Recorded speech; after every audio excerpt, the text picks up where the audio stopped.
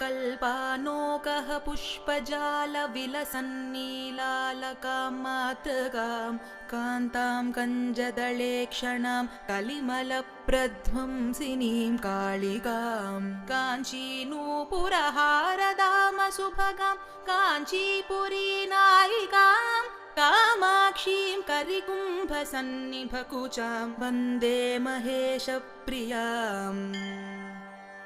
काशाभां शुकभासुरां प्रविलसत्कोशातकी सन्निभां चन्द्रार्कानललोचनां सुरुचिरालङ्कारभूषोज्ज्वलां ब्रह्मश्रीपतिवासवादिमुनिभिः संसेवितां हृद्वयां कामाक्षीं गजराजमन्दगमनां वन्दे महेशप्रियाम्।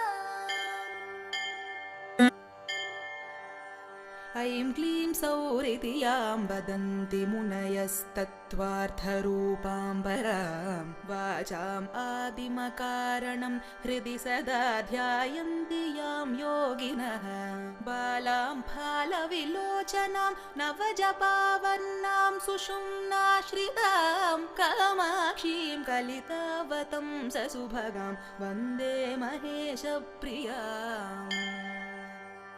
यत्पादाम्बुजरेणुलेशमनिशं लब्ध्वा विधत्ते विधिः विश्वं तत्परिपाति विष्णुरखिलं यस्याः प्रसादात् चिरम् रुद्रः संहरति क्षणात् तदखिलं यन्मायया मोहितः कामाक्षीं अतिचित्रचारुचरितां वन्दे महेशप्रियाम्। सूक्ष्मात् सूक्ष्मतरां सुलक्षिततनुं शान्ताक्षरैर्लक्षितां वीक्षा शिक्षितराक्षसां त्रिभुवनक्षेमङ्करीम् अक्षयां दाक्षालक्षणलक्षिताक्षरमयीं दाक्षायिणीं साक्षिणीं कामाक्षीं शुभलक्षणैः सुललितां वन्दे महेशप्रियाम्।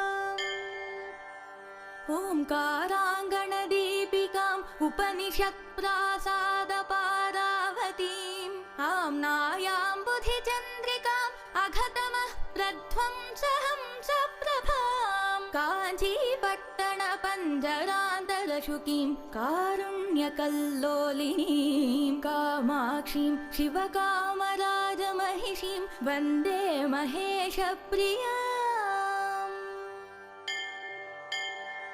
ह्रीङ्कारात्मकवर्णमात्रपठनात् ऐन्द्रीं श्रियं तन्वतीं चिन्मात्रां भुवनेश्वरीम् अनुदिनं भिक्षाप्रदानक्षमां विश्वाघौगनिवारिणीं विमलिनीं विश्वम्भरामातृकां कामाक्षीं परिपूर्णचन्द्रवदनां वन्दे महेशप्रियाम्।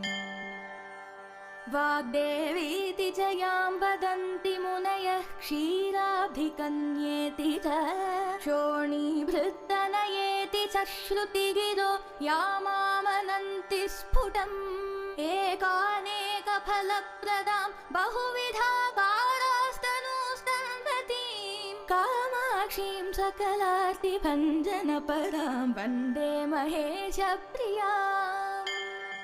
मायामादिमकारणं त्रिजगताम् आराधितां हृद्वयाम् आनन्दामृतवारिराशिनिलयां वेद्यां विपश्चिद्धियां मायामानुषरूपिणीं मणिलसन्मध्यां महामातृकां कामाक्षीं करिराजमन्दगमनां वन्दे महेशप्रियाम्।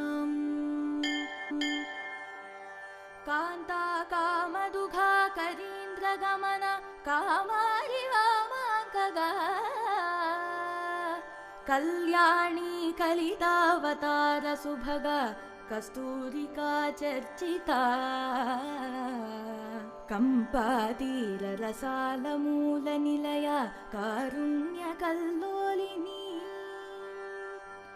कल्याणानि करोतु मे भगवती काञ्चीपुरी देवता कल्याणानि करोतु मे भगवती काञ्चीपुरी देवता कल्याणानि करोतु मे भगवती काञ्चीपुरी देवता कल्याणानि करोतु मे भगवती काञ्चीपुरी देवता कल्याणानि करोतु मे भगवती काञ्चीपुरी देवता